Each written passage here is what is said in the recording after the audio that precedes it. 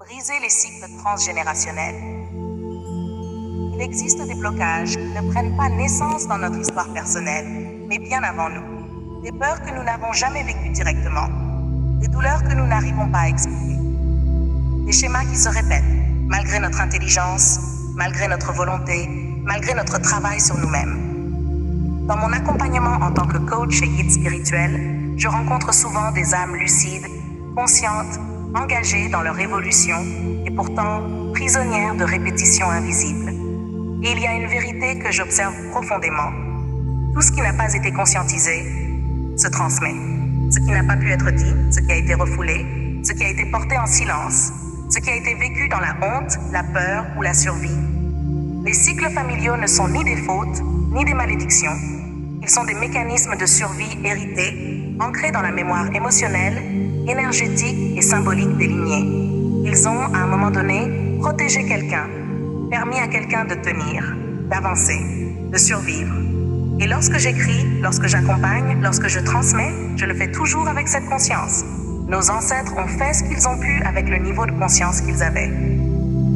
Briser un cycle, c'est pas lutter contre son passé, ce n'est pas accuser, c'est pas rejeter, ce n'est pas renier. C'est élever le niveau de conscience à partir duquel il agit. C'est passer de la répétition inconsciente à la création consciente. Comment se manifeste un cycle transgénérationnel? Un cycle transgénérationnel se manifeste lorsque les mêmes schémas relationnels se répètent de génération en génération, comme si les histoires changeaient, mais que les blessures restaient les mêmes. Les mêmes blocages apparaissent à différents âges, au même moment de la vie, comme une horloge invisible qui se déclenche. Certaines émotions sont présentes sans événement déclencheur clair. Une peur profonde, une culpabilité diffuse, une tristesse ancienne. Une loyauté invisible empêche l'épanouissement, comme si réussir, aimer ou être heureux était inconsciemment interdit. En coaching, nous appelons cela une fidélité inconsciente au système familial. Et dans mon travail d'écriture, comme dans mes accompagnements, je le formule souvent ainsi. L'âme cherche l'appartenance avant la liberté. Et tant que cette appartenance n'est pas reconnue consciemment, la répétition continue. Parce que l'inconscient préfère souffrir en terre inconnue plutôt que de s'aventurer dans l'inconnu. Le temps et la mémoire. Le temps n'efface pas les blessures non reconnues. Il ne les dissout pas. Il ne les guérit pas seul. Il les transforme en héritage silencieux. Chaque génération reçoit ce qui a été transmis consciemment, ce qui a été retenu par peur ou par honte, ce qui n'a pas pu être exprimé, ce qui n'a jamais été réparé. Nous héritons parfois de blessures qui ne portent pas notre prénom. Et en tant qu'auteur, je crois profondément que mettre des mots est déjà un acte de libération. Nommer, c'est commencer à transformer. Briser un cycle, c'est interrompre une continuité automatique pour instaurer une continuité consciente. C'est choisir, enfin au lieu de répéter. Les rôles familiaux. Dans de nombreuses familles, chacun reçoit un rôle, souvent très tôt. Le pilier, le réparateur, l'effacé, le responsable, le fort, le silencieux. Ces rôles s'installent avant même que nous ayons conscience de nous-mêmes. Mais ces rôles ne sont pas des identités. Ce sont des fonctions de survie. Et une grande partie du travail intérieur consiste à se poser cette question essentielle. Qui suis-je au-delà du rôle que j'ai joué? Le travail de coaching consiste à séparer ce que j'ai été pour que le système tienne de qui je suis réellement. C'est un acte de désidentification profond, parfois inconfortable, souvent libérateur. Honorer sans porter. Briser un cycle ne demande pas de couper avec sa famille.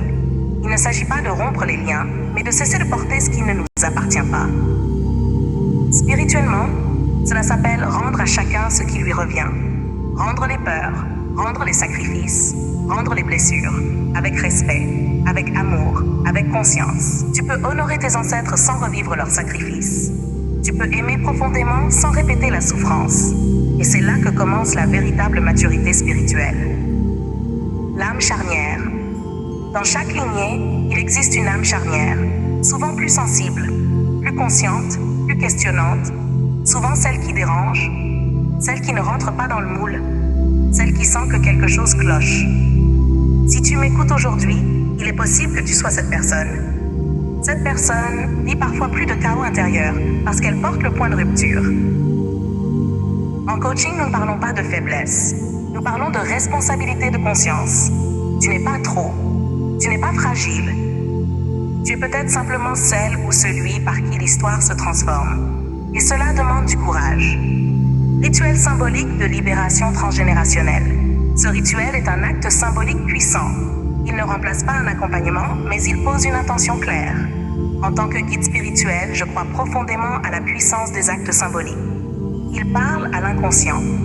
Il parle à l'âme. Je t'invite à le faire dans un espace calme, en pleine présence. Matériel. Une bougie blanche, symbole de conscience. Une feuille, un stylo, un bol ou un récipient. Étape 1. Reconnaissance. Écris sur la feuille les schémas que tu observes dans ta vie, les émotions récurrentes qui te traversent, les rôles que tu refuses de continuer. Lis-les à voix haute, sans jugement. Étape 2. Intention. Dis intérieurement ou à voix haute, je reconnais ce qui a été. J'honore ceux qui ont porté avant moi et je choisis consciemment de ne pas transmettre cette charge. Étape 3. Transformation. Brûle la feuille ou déchire-la si tu préfères et dépose les cendres dans le bol. Observe ce que tu ressens. Étape 4. Ancrage. Pose ta main sur ton cœur et dis « À partir de moi, le cycle s'arrête. À partir de moi, une nouvelle voix s'ouvre. » Ce rituel ne supprime pas le passé. Il repositionne ton pouvoir intérieur dans le présent. La transformation durable. Lorsque les cycles se brisent, l'énergie circule autrement, les relations changent, les choix deviennent alignés. La vie cesse d'être une répétition. Tu passes de la survie héritée à la création consciente de ton chemin. Et c'est exactement ce que j'accompagne. Des femmes et des hommes qui choisissent de ne plus survivre mais de créer. Si cette vidéo résonne en toi, ce n'est probablement pas un hasard. Ton âme sait peut-être déjà qu'il est temps de ne plus porter ce qui ne t'appartient pas. Briser un cycle transgénérationnel, ce n'est pas renier ses racines, c'est leur offrir un futur libéré. Si ce contenu t'a parlé, abonne-toi à la chaîne, like cette vidéo pour soutenir ce travail de transmission. Partage-la à une personne qui porte, elle aussi, une histoire plus grande qu'elle.